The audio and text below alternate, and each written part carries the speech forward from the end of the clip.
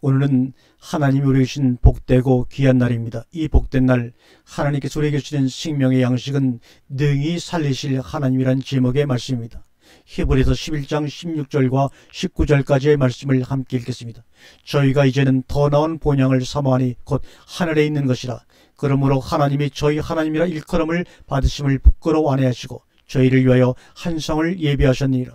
아브라함은 시험받을 때 믿음으로 이삭을 드렸으니 저는 약속을 받은 자로 돼 그 독생자를 드렸느니라. 저에게 이미 말씀하시기를 내 자손이라 칭할 자는 이삭으로 말미암음이라고 하셨으니 저가 하나님이 능히 죽은 자 가운데서 다시 살리실 줄로 생각한지라. 비유컨대 죽은 자 가운데서 도로 받은 것이니라.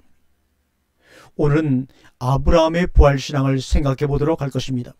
부활의 첫 열매는 물론 우리의 주님이신 예수 그리스도이십니다. 그러나 우리는 성경의 여러 부분에서 죽은 자가 살아나는 사건을 접하게 됩니다. 그런데 차이가 있습니다. 주님의 부활은 신령체의 부활이요, 다른 사건에서의 부활은 옛 모습으로 다시 사는 것입니다. 아브라함은 이삭의 사건을 통해 어떤 부활을 체험했습니까? 실체적인 것은 아닌 부활의 사건을 경험했습니다. 그것은 바로 로기조마입니다. 말씀으로 인한 생각입니다.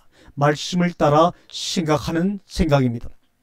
그러면 그 말씀이 무엇인가? 어떤 말씀을 따라 그는 생각했느냐 하는 것입니다. 18절에 저에게 말씀하시기를 내 자손이라 칭할 자는 이삭으로 말미암음이라 하셨으니 하나님의 말씀 곧 아브라함에게 주어진 약속의 말씀이 성취된 시험은 이미 이삭이 태어날 때 한 바 있는 명년 이맘때 내게 아들이 있으리라는 아브라함으로서는 자기에게 이미 말씀하신 또 하나의 약속, 내 자손이라 칭할 자는 반드시 이삭을 통해서 되리라는 의미의 말씀을 받은 입장이니 그 말씀을 따라서 로기조마이하고 생각하고 그 말씀대로 이삭을 다시 받은 것입니다. 즉 이미 말씀의 세계에서 아브라함은 이삭을 죽인 것이고 하나님은 순종을 받으셨으며 아브라함은 이미 중심에서 제물로 드린 이삭을 다시 받은 것이 된 것이란 의미입니다.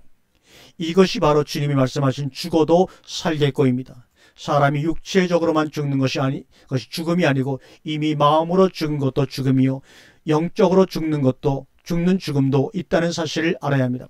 아브라함이 이삭을 잡으려고 칼을 들어 내리칠 때 이삭은 이미 죽은 것입니다. 아니 그 이전 아브라함이 하나님의 명령에 순종하여 집에서 출발할 때부터 이삭은 이미 아브라함의 마음속에서 죽은 자식입니다. 또 세상을 사랑하여 하나님으로부터 떨어져 나간 것도 죽음입니다. 둘째 아들 탕자의 비유에서도 보십시오. 아버지를 떠나 먼 나라로 간 사실에 대해 아버지가 무엇이라고 평하는지요. 누가복음 15장 24절에 이 내 아들은 죽었다가 다시 살아났으며 내가 잃었다가 다시 얻었노라 하니 저희가 즐거워하였더라.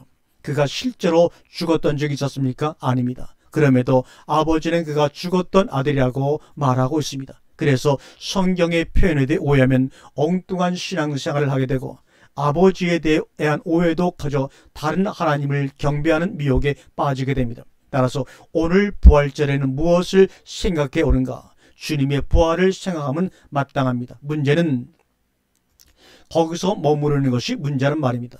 그리고 19절에 죽은 자 가운데서의 번역에 문제가 있습니다. 원문은 복수로 되어 있어 네크론 죽은 자들로부터입니다. 그리고 하반부의 죽은 자 가운데서는 더욱더 우리나라 성경은 같은 말로 번역됐지만 더욱더 잘못된 오역입니다. 원문이 호된 아우톤인데 호된은 출처를 나타내는 장소, 근원, 원인으로부터의 뜻이며 이어 나온 아우톤은 대명사로서 목적격 남성 단수 3인칭입니다.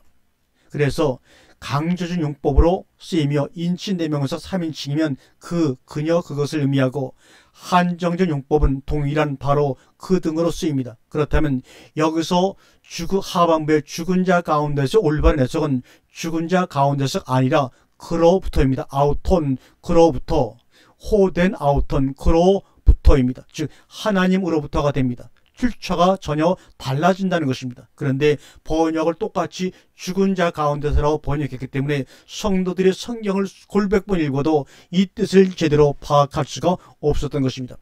그런 의미에서 성경에서 믿음이라는 표현을 사용할 때 어느 정도의 내용을 포함하는지 생각해야 합니다. 우리가 부활의 믿음을 가지게 되는 배경이기도 한 오늘 본문에서 창세기 11장과 12장에 아브라함을 창세기 20장에 아브라함 되게 하신 것은 아브라함의 어떠함이 결코 아니라는 것을 강조합니다. 그 배경이라고 할까 혹 그 근거라고 할까는 부분이 오늘 본문에 기록됐습니다. 16절입니다. 하나님이 저희 하나님이라 일컬음 받으심을 부끄러워 아니하시고, 하나님은 아브라함뿐만 아니라 히브리서 11장에 기록된 선진들의 하나님이라고 부름받는 것을 전혀 부끄러워하지 않으셨다는 이야기입니다. 이게 무슨 말입니까? 신앙의 인물들이 말씀대로 순종한 것이나 그들이 세상에 대해서 승리해서 그것의 대가로 그들이 하나님이 되시고 그래서 그들의 하나님으로 불려지는 것이라면 당연히 부끄러워하실 이유가 없으십니다. 그런데 그 반대 상황임에도 불구하고 부끄러워하지 않으셨다는 이야기라야 논리적으로 맞는 말이 아닙니까? 하나님은 우리가 제일 실패하고 연약하고 좌절하고 절망하고 가난한 자 하나님이 되시는 것을 기뻐하시는 분이시라는 것이 기록의 초점인 것을 보아야 합니다. 그래서 우리는 이런 기록을 통해 나 같은 것의 하나님이 되신 것을 부끄러워하지 않으셨다는 사실에 대해 뭔가를 반드시 느껴야 합니다. 이게 무슨 말인지 이해가 되십니까? 우리 하나님이 영광스럽게 여기시는 것, 기뻐하시는 것, 부끄럽게 여기지 아니하시는 것이 무엇인지 아십니까? 우리 생각과 얼마나 다른지 성경을 통해서 올바로 할 때 오히려 우리가 부끄러워질 것이 없습니다. 그리고 생각이 바뀌고 회개해야 할 것입니다. 그럼 이제 하나님이 저희 하나님이라 일컬음을 받으심을 부끄러워 아니하시고가 무엇을 의미하는지 상고해 보겠습니다. 로마 3장 23절과 26절의 말씀입니다. 모든 사람이 죄를 범하였음에 하나님의 영광에 이르지 못하더니 그리스도 예수 안에 있는 구속으로 말미암아 하나님의 은혜로 값없이 얻었다 하심을 얻은 자 되었느니라. 이 예수를 하나님이 그의 피로 인하여 믿음으로 말미암는 화목제물로 세우셨으니 이는 하나님께서 길이 참으시는 중에 전에 지은 죄를 강가하심으로 자기 의로우심을 나타내려 하심이니 곧 이때에 자기 의로우심을 나타내사 자기도 의로우시며 또한 예수 믿는 자를 의롭다 하려 하심이니라. 빌립보 2장 5절과 11절 말씀을 더 읽습니다. 너희 안에 이 마음을 품으라. 곧 그리스도 예수의 마음이니 그는 근본 하나님의 본체시나 하나님과 동등됨을 취할 것으로 여기지 아니하시고 오히려 자기를 비워 종의 형체를 가져 사람들과 같이 되었고 사람의 모양으로 나타나셨음에 자기를 낮추시고 죽기까지 복종하셨으니 그 십자가에 죽으심이라. 이름으로 하나님이 그를 지극히 높여 모든 이름 위에 뛰어난 이름을 주사 하늘에 있는 자들과 땅에 있는 자들과 땅 아래에 있는 자들로 모든 무릎을 예수의 이름에 꿇게 하시고 모든 입으로 예수 그리스도를 주라 시인하여 하나님 아버지께 영광을 돌리게 하셨느니라. 여러분, 읽은 본문의 말씀대로서 뭔가 느껴지십니까? 하나님이 어떠하심이 느껴지십니까? 하나님의 의가 무엇인가? 옳고 그름을 따져 공의로 심판하시는 것인가? 무엇을 통해 당신의 의로움을 나타냈다고 하십니까? 무엇을 하여금 하나님을 영광스럽게 만들었다고 하십니까? 죄인은 어떻게 처리해야 마땅한가? 그것은 지은 죄에 상하는 심판입니다. 모든 인간은 그래서 마땅히 죽어야 합니다. 멸망해야 합니다. 그래도 아무 할 말이 없는 것이 우리 인간들입니다. 그러면 심판하심으로 하나님의 의를 나타내셔야 하고 영광을 받으셔야만 합니다. 그러나 오늘 성경은 그런 것으로 하나님이 전혀 기뻐하신다거나 영광을 받으신다고 하지를 않으십니다. 전혀 우리 인간의 생각과 다릅니다. 그래서 신앙의 오해가 생기기 시작합니다. 이스라엘 백성들처럼 주님을 따르지 않는 자는 하늘에서 불이 내려 당장에 응징하고 멸망시켜야 공의가 선다고 생각하는 것이 바로 우리입니다. 하지만 우리 하나님은 다릅니다. 예수 그리스도의 죽음을 가장 가치 있는 것으로 여기시는 분입니다.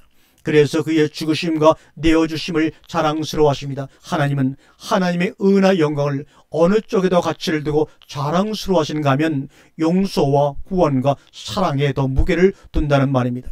이런 하나님의 속성을 알아야 영생입니다. 하나님은 분명히 공의로 심판하시고 악을 미워하시며 우리의 연약함을 기뻐하지 않으심은 분명합니다. 그럼에도 불구하고 하나님은 공의와 용서를 더 기뻐하신다는 겁니다. 그래서 오래 참으십니다. 그래서 많이 기다리시는 분입니다. 천년을 하루같이 참으시는 것은 그분이 사랑이시기 때문입니다. 사랑이 아니면 그렇게 참을 수가 없습니다. 우리가 생각하는 의는 고작 무엇이 옳은 것인가 정도이지만 하나님의 의는 그 옳고 그름을 뛰어넘으시는 것입니다. 하나님 나라의 의가 무엇인지를 배우십시오. 너희는 그의 나라와 그의 의를 구하라고 하지 않았습니까? 그게 무엇입니까? 하나님의 의는 그리스도이십니다. 이 말은 하나님 나라의 의는 자기만 옳은 것으로 좋아하고 자랑하거나 끝내는 의가 아닙니다. 옳지 않은 자를 용서하여 옳게 만드는 것입니다. 그래서 주님의 십자가 사건을 통해 하나님의 의를 나타냈다고 성경은 말씀하고 있는 것입니다. 그래서 로마 3장 25절과 26절에서 이 예수를 하나님이 그의 피로 인하여 믿음으로 말미암은 화목제물로 세우셨으니 이는 하나님께서 길이 참으시는 중에 전에 지은 죄를 강가심으로 자기의 의로우심을 나타내려 하심이니 곧 이때 자기의 의로우심을 나타내사 자기도 의로우시며 또한 예수 믿는 자를 의롭다 하려 하심이니라고 말씀합니다. 함께 의로워지는 이것이 바로 하나님 나라와 그의 의를 구하는 것입니다. 이것이 또한 하나님의 아들의 인격이요 자격이며 능력입니다. 그렇기 때문에 우리가 의로워지기 전까지는 당신도 의로운 분으로 여기시지 않는 것입니다. 그래서 우리를 부끄러워하지 않으시는 것입니다. 기어이 당신과 같이 의로운 자로 우리를 만드실 것이기 때문입니다. 그래서 헛소리를 해가며 자기 아내를 누이라고 속이며 실패한 아브라함일지라도 기다리시며 깨닫게 하시며 알게 하셔서 기어이 항복하게 만드시고 하나님이 말씀대로 순종한 의로운 자가 되게 하고야 마시지 않았는가 말입니다. 이게 바로 하나님의 의요 아브라함의 의가 되는 것입니다. 그 모든 기록이 바로 히브리서 11장에 기록되어 있는 내용들입니다. 그러므로 하나님의 의를 논하고 하나님의 영광을 논할 때 조심하시기 바랍니다. 하나님의 영광은 내가 잘나서 무엇인가 업적을 이룰 때 받으시는 것이 아닙니다. 내가 금메달을 땄기 때문에 내가 1등을 했기 때문에 영광을 받으시는 것이 아닙니다. 오해하지 마세요. 요새는 많은 사람들이 간증할 때 하나님을 위해서 내가 이렇게 되었다고 간증을 하면서 영광을 돌린다고 하는데 아닙니다. 다른 사람의 허물을 용서하고 다른 사람을 긍휼히 여기고 다른 사람을 기다려주고 그래서 기어이 자기와 같은 존재가 되게 만들어 나갈 때 하나님은 영광을 받으신다는 것을 깨달으시길 바랍니다.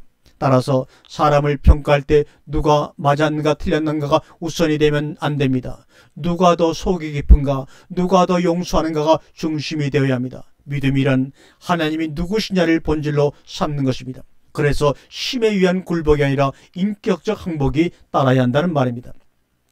히브리서 11장에 등장하는 믿음의 사람들에 대한 이야기는 그들에 대한 믿음의 수준이 문제가 아니라 그 믿음의 근거와 이유가 무엇인가이며 모두 하나님에게 인격적으로 항복하는 결과물들입니다. 이사야 4장 7절에 물은 내 이름으로 일컫는 자 곧 내 영광을 위하여 창조한 자를 오게 하라. 그들을 내가 지었고 만들었느니라고 말씀합니다. 히브리서 11장의 인물들을 누가 지었다고 합니까?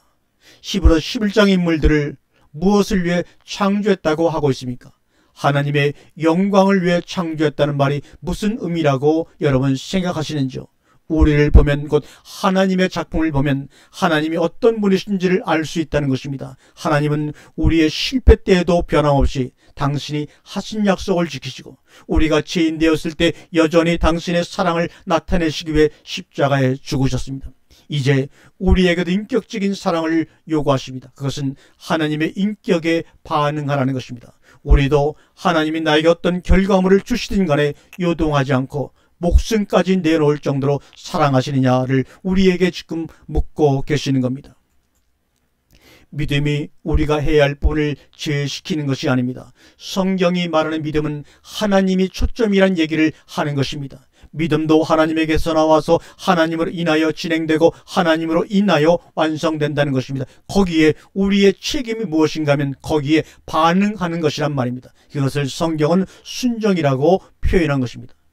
신앙이라는 것이 우리가 스스로 열심을 내며 분발하며 뛰는 것이 아님을 기억하세요. 하나님을 아는 것이 신앙입니다. 그분은 자비로우시며 용서함이 지극하시며 긍휼과 사랑이 넘치는 분이십니다. 그래서 그분이 무슨 말씀을 주시고 명령하시면 반드시 이유가 있어서 그리하시는 것이라는 것을 믿는 것이며 우리를 또한 사랑하시기 때문에 그리하신 것을 믿고 순종으로 반응하는 것이란 말입니다. 그러기에 이제 그분에 대해 암만큼 팥으로 매주를 쓴다고 해도 믿는 것입니다. 이 사람이 복이 있는 사람이요 하나님께 온전히 붙들린 사람이요 자기 일생을 하나님께 헌신한 사람이요 항복한 사람입니다. 그런 자들은 더 이상 다른 것은 바라지도 않습니다. 앞으로 자기에게 어떤 일이 일어날지 몰라도, 자녀들의 앞일에 대해 몰라도 자기가 항복한 하나님이 움직이라고 하는 대로 움직이며 사는 것입니다. 아벨, 그리고 에녹, 그리고 노아, 그리고 아브라함으로 이어지는 이 관계가 무엇을 말하는지 아십니까? 제사와 동행과 위로와 부르심과 믿음으로 이어지고 있습니다. 제사로 하나님과 우리의 관계를 정상화하고 다음에 동행하는 삶을 살며 노아를 통해 인간이 전멸되는 가운데서도 구원의 위로를 받고 공율의 부르심을 입어 믿음으로 말미암아 구원이라는 약속을 얻어낸 과정이 바로 아벨과 에녹과 노아와 아브라함으로 이어지는 관계입니다. 이제 믿음의 본질이 무엇입니까? 답을 해보시기 바랍니다. 하나님 자신입니다. 그럼 우리에게 있는 믿음은 무엇입니까? 하나님을 수용하고 하나님께 항복하는 결과가 우리에게 있는 믿음인 것입니다. 하나님이 우리 하나님이 되시고 우리를 부끄러워하지 않으셨다는 것이 중요합니다. 하나님이 우리를 심판하시기보다 구원하기를 더 기뻐하시는 하나님이란 사실을 아는 것 또한 중요합니다. 그런 하나님을 안다는 것이 우리의 부활신앙에 어떤 영향을 미칠까요? 저가 하나님이 능히 죽은 자들로부터 다시 살리실 줄로 생각한지라. 하나님은 말씀하신 대로 약속하신 대로 이루시는 분인 것을 내가 알고 있는데 그런 하나님이 이삭을 바치라고 하십니다. 그런데 이삭을 바치라고 하시는 하나님이 이미 말씀하시기를 내 자손이라 칭할 자는 이삭으로 말미암음이라고 하신 분입니다. 그렇다면 하나님이 반드시 무슨 뜻이 있어서 그런 명령을 하신 것이 분명하지 않습니까? 그게 뭘까요?